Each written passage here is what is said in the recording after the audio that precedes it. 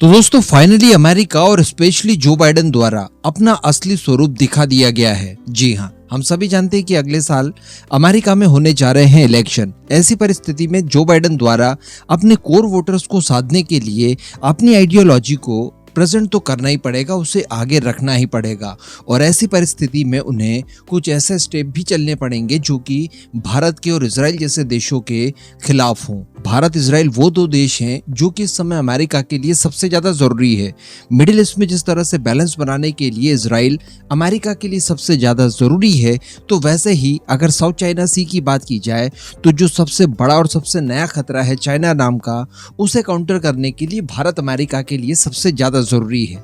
ऐसी परिस्थिति में अमेरिका भारत और इजराइल दोनों के साथ बहुत अच्छे संबंध रखता है और ये अच्छे संबंध कई मामलों में हम लोगों ने एग्जाम्पल के साथ देखे भी। लेकिन आज ऐसी परिस्थितियां आ चुकी है कि जो बाइडेन द्वारा अपना असली रूप दिखा दिया गया है और भारत इजराइल दोनों को ऐसा झटका दिया है जिसके बारे में पहले विचार करना थोड़ा सा संभव था। जी हाँ, अमेरिका द्वारा भारत इजराइल दोनों के साथ धोखा किया गया है।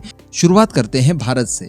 देखिए, किसी जमाने में डोनाल्ड ट्रंप हो, प्राइम मिनिस्टर मोदी हो या फिर जापान के प्रधानमंत्री शिंजो आबे हो, इन्होंने बहुत ज्यादा मेहनत करके बहुत डेडिकेशन के साथ क्वाड समूह को खड़ा किया। वो क्वाड समूह जो कि केवल पेपर्स पे हुआ करता था, उसके अंदर होप इन्हीं 3 लीडर्स के द्वारा देखी गई कि ये एक्चुअली चाइना के खिलाफ अच्छा काम कर सकता है और चाइना की घेराबंदी कर सकता है।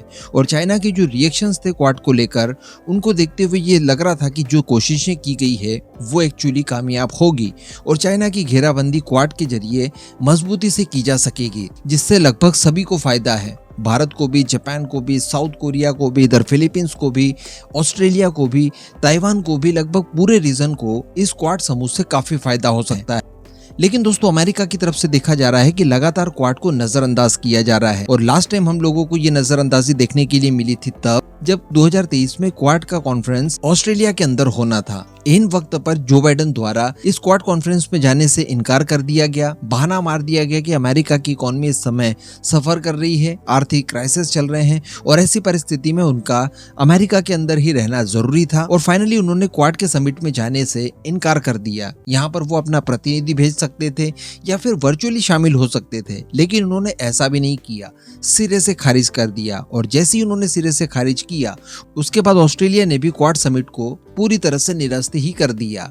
यानी ऑस्ट्रेलिया वो क्वाड की कमजोर कड़ी थी जो कि शुरुआत से क्वाड को नजरअंदाज कर रहा था और क्वाड में शामिल होकर वो चाइना के खिलाफ नहीं जाना चाह रहा था। लेकिन जैसे तैसे उसे इस बात के लिए मनाया गया था, लेकिन बाद में उसे भी फ्री हैंड मिल गया। और रिसेंटली हमें देखने के लिए मिला कि ऑस्ट्रेलिया के प्राइम मिनिस्टर चाइना जाते हैं, वहां पर बायलैटरल रिलेशनशिप को मजबूत करने की बात करते हैं, पुराने सारे इश्यूज को रिजॉल्व करने की बात करते हैं और फाइनली एक बड़ा झटका भारत, अमेरिका, जापान जैसे देशों को देखने के लिए मिला।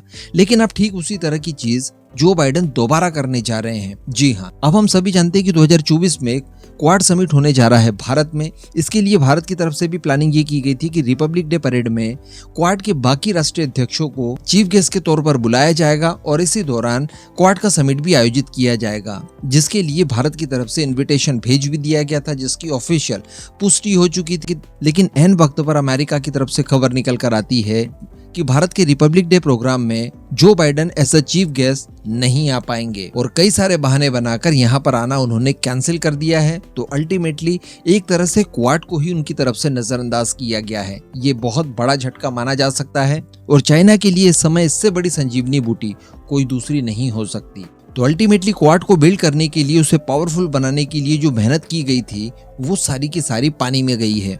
और ये जो बाइडेन की खराब नीति का ही परिणाम है। जो शुरुआत से अंदाजा लगाया जा रहा था कि उनकी नीतियां चाइना के प्रति लचर रहेगी, कमजोर रहेगी, रशिया के खिलाफ स्ट्रांग रहेगी, तो वही एग्जैक्टली चीजें देखने के लिए यहाँ पर मिल रही है। इसीलिए जो लास्ट इलेक्शन हुआ था अमेरिका में, उस दौरान चाइना ने भी एड़ी से चोटी का जोर लगाया था कि डोनाल्ड ट्रंप की हार हो और जो बाइडेन अमेरिका के नए राष्ट्रपति बन जाए।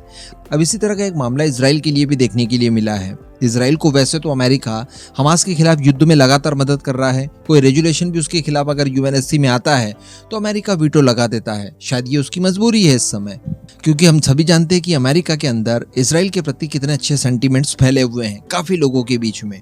लेकिन इसी बीच कुछ दिन पहले मैंने आपको एक खबर दी थी और वो खबर कुछ ऐसी थी कि अमेरिका द्वारा एक निर्णय लिया गया है जिसके जरिए वो वेस्ट बैंक के इलाके में रहने वाले जूस के ऊपर प्रतिबंध लगाने की कार्रवाई कर सकता है। और इसके पीछे कारण बताया जा रहा है कि वेस्ट बैंक का इलाका हो, उधर गोलान हाइट का इलाका हो, इन एरियाज में जो इजराइल द्वारा युद्ध के दौरान कब्जा किया गया और बाद में जूस बस्ती बसा दी गई, इसकी वजह से वहां पर तनाव होता है और तनाव के पीछे इनकी तरफ से डायरेक्टली दोषी ठहरा दिया गया है कंजर्वेटिव जूस को। जी हाँ, इनका कहने का मतलब यही है कि इजरायली लोग ही वहां पर उत्पात करते हैं और इसी वजह से उन इलाकों में अशांति फैलती है और ऐसी परिस्थिति में हम इन्हें दंडित कर सकते हैं और इनके ऊपर वीजा प्रतिबंध लगा सकते हैं ताकि वेस्ट बैंक में रहने वाले इजरायली लोग अमेरिका ना आ पाए। और एक्चुअली अब ऐसी कार्रवाई कर दी गई है, इन्हें नामित करते हुए इनके खिलाफ प्रतिबंधों की घोषणा कर दी है।